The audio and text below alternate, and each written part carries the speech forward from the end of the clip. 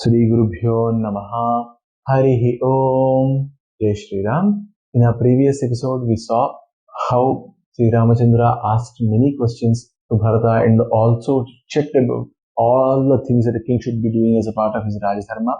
In this new episode, we will be seeing Sri Ramachandra's next questions, and this time he is not really touching Rajadharma, he is asking Bharata as to why he has come to the forest and all. This is the 101 sarga of Ayodhyakanda. Tam tu Ramah samasvasya bhrataram guruvaksalam lakshmanena sah bhrata prashtum samupachakrame. Sri Ramachandra is again starting the next volley of questions to Bharata.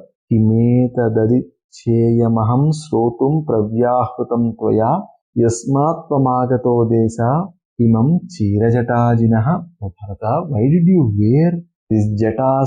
Why did you wear a dress that resembles my dress? I want to really know why you have come here. Why did you leave the kingdom? Why did you come here in this particular dress? Please let me know why you have come like this. The moment Sri Ramachandra said this, Ityuktah Kaikeyi putraha kakusthena mahatmana pragruhya balavadbhuyaha pranjalir vakyam abravit. Now Bharata listened to all this from Sri Ramachandra. Now he hugged Sri Ramachandra once again and he started talking like this. Aryam tatah parityajya krutva karma sadushkaram gatah swargam mahabahu putra sokabhipiditaha.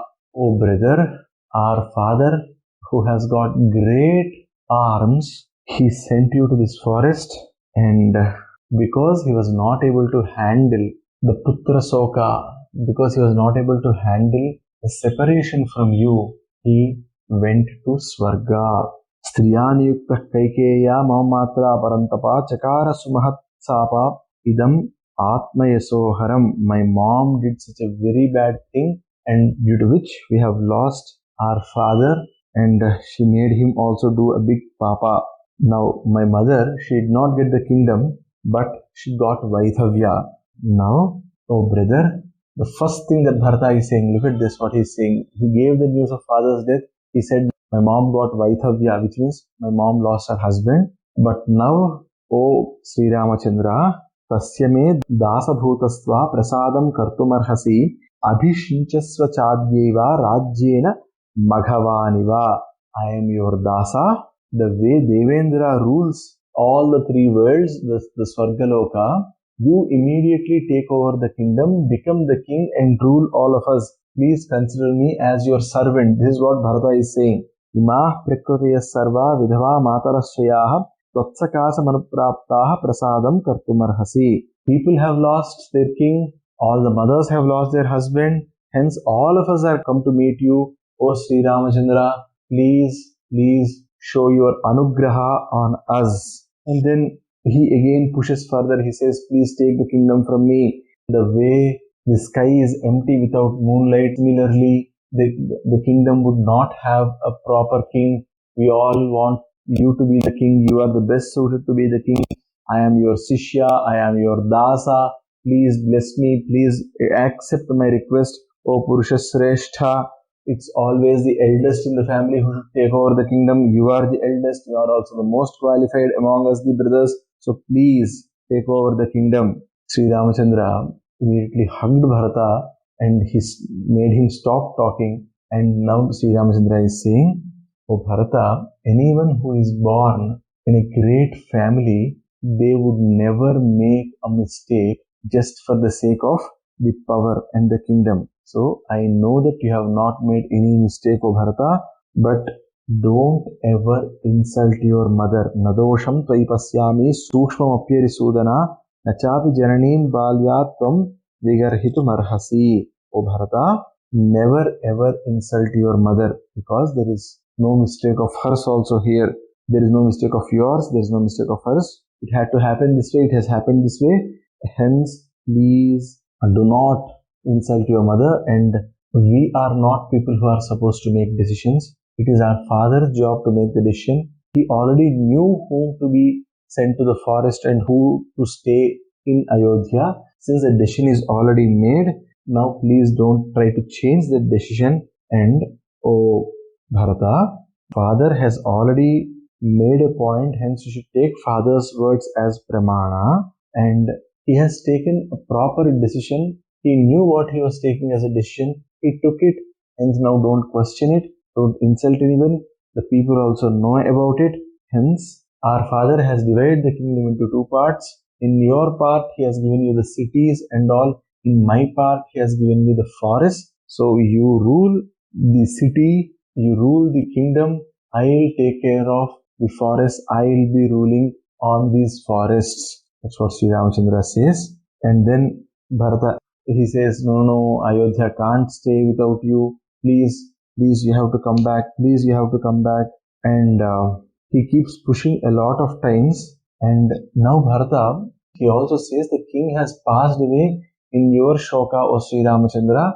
So you should understand that he was also not very happy. Now Sri Ramachandra gets the shock of his life. He now realizes this. And Bharata now again says, you are the closest to the father.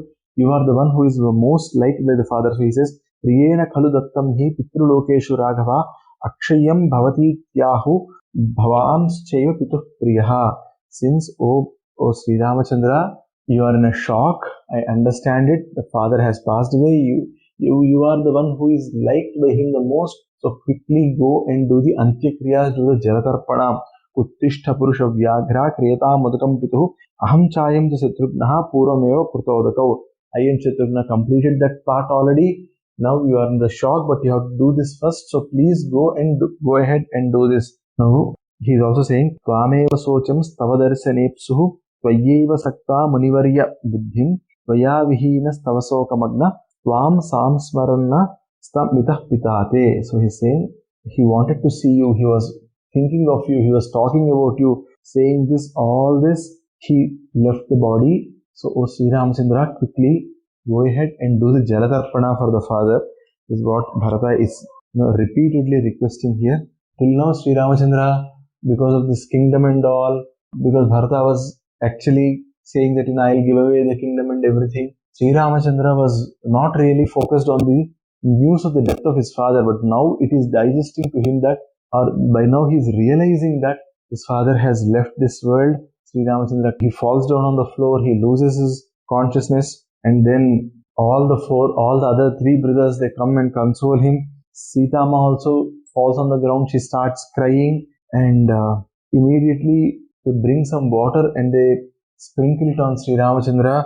Sri Ramachandra wakes up and he cries a lot about his father, and he says a lot of things here. He says, if my father has died, what is my job in Ayodhya? Why should I come? If my father is not there, who will take care of Ayodhya? My father died thinking about me, but I was not even able to do the Antyeshti Samskara to him. I was not able to do anything for him. And Sri Ramachandra says, if my father is not there, why should I go back to Ayodhya even after 14 years? I will not go. And my father always used to tell me a lot of good things about me and my life. Now who will tell me all those good things? And then Sri Ramachandra looks towards Sita Ma. This is like 103rd sarga of Ayodhyakanda. He looks at Sita Ma and says, O Sita, you lost your father-in-law. O Lakshmana, you lost your father. And Bharata, who is here, he is telling us that we have lost the shade on our heads. Dasharatha Maharaja is not there anymore.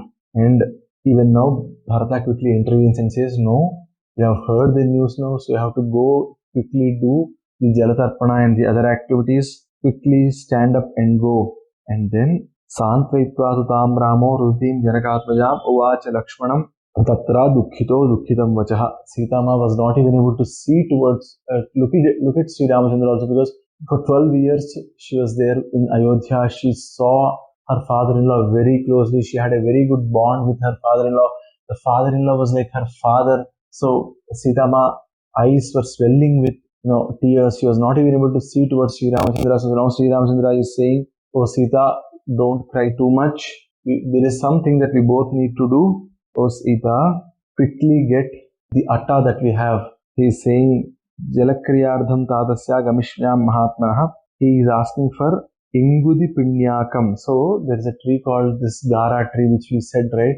The tree under which Sri Ramachandra took rest when he was at Guha's place. From the tree's bark, they make a powder. They use a powder like atta, and they eat things made out of that. because they are eating that. So the moment he realized that his father is no more, he has to do the Uttara Kriyas.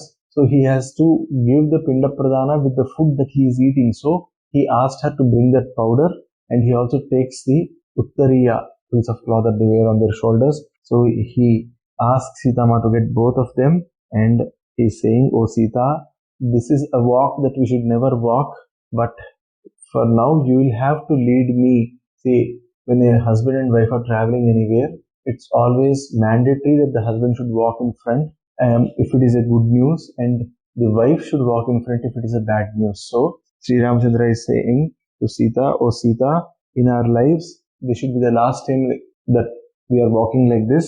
But then Sita Purastad Vrajatu Tamena Mabhito Vraja Aham Paschat Gamishyami Gatir Hyesha Sudaruna." See, whenever in Sanatana Dharma, whenever we learn that someone has passed away, they take a bath. So because we are supposed to go and take a bath now, you walk in front of me, and this is a very, very bad day for us, and this is a very bad way of walking also. So they go to the Mandakini river. Sumantra also follows them. They do the snana over there, and then they give the Jalatarpana over there. How do they do Jalatarpana? They get into the river, and they turn towards the south, and then they take water into their hands. They address the person who is dead, and they leave the water for them. So Sri Ramachandra took water, and he's saying, "Oh King, hope you are in the best place, okay, and you are in the Pitralokas, and this water that I am leaving for you, they become Akshaya, and they come and reach you." And then they quickly move to the other side of the Mandakini river, and there they do the Pinda Pradana also for the deceased Maharaja, the deceased Dasharatha Maharaja. And Sri Ramachandra puts, the darbhas on that. He makes these pindas, he puts them there, and he says, "Oh King, whatever I am eating, I am offering you also the same thing. Please eat this with happiness. And whatever food I am eating, that's the food that I am supposed to offer to you, and the same food I am supposed to offer to the Devatas also. So please take this." And then they come back to the Parnashala, and then they hug each other. The brothers again cry, and they keep thinking about their deceased father. And in the meantime, because they were all crying, right, the army, the people, the soldiers, they listen it, and they realize that these brothers are in very, very bad state. In the meantime, while all this is happening, the rest of the army, the rest of the people are slowly coming there.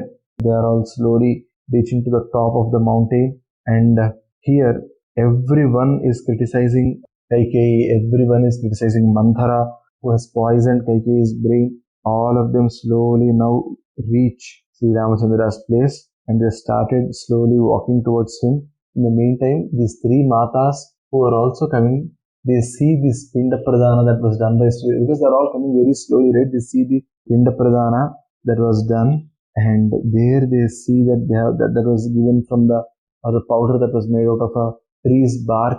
Kausalya, Sumitra, and Kaikeyi, they all cry. They say, "Oh, this is what Sri Ramachandra is eating," which essentially means that he is eating this sort of food. And look at this, he's suffering so much, and he's still having a smile on his face. Why is my head not breaking? This way, all three of them cry, and they finally reach to the place where Sri Ramachandra and all are there. Now, they also start crying the moment they see Sri Ramachandra, and predominantly it was Kausalya's sorrow only, but I told all three of them were also feeling bad, because that's true. Now even Kaikeyi Ma is a changed person now, so there is no point in we harping on that one negative. So essentially this is Kausalya Ma's suffering, this Kausalya Ma's crying, but then both the other Matas were also there. They all reached Sri Ramachandra's ashrama, all of them start crying. Sri Rama quickly goes to them, and he touches the feet of all of them, and he cries. At the same time, Lakshmana also goes. He also touches the feet of all these three mothers. And then Sita Ma comes out. These three women, they go and hug her, and they also cry. And when they look at the state in which these people are living, they feel so sad. Okay. In the meantime, while they're all talking, Vasishtha Maharshi comes over there.